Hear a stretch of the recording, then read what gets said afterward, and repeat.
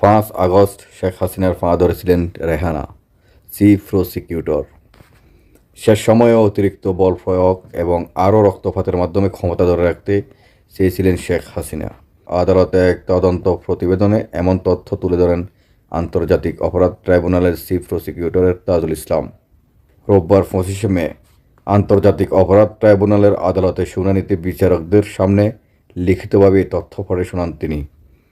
এদিন ট্রাইব্যুনালে জুলাই-আগস্টে শেখ হাসিনা, আওয়ামী লীগ ও তাদের অঙ্গ সংগঠনের নেতাকর্মীদের সকল ভূমিকা আদালতের সামনে উপস্থাপন করেন চিফ প্রসিকিউটর।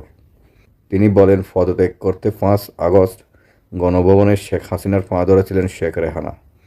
পরে পরিবারের সদস্যরা বোঝালে তিনি পদত্যাগ করেন। পরে আদালত প্রাঙ্গণে এক ব্রিফিংয়ে চিফ প্রসিকিউটর আরও বলেন, এই প্রতিবেদনের মাধ্যমে পৃথিবীর যে কোনো আদালতে প্রমাণ করা সম্ভব শেখ হাসিনা মানবতা বিরোধী অপরাধ করেছেন।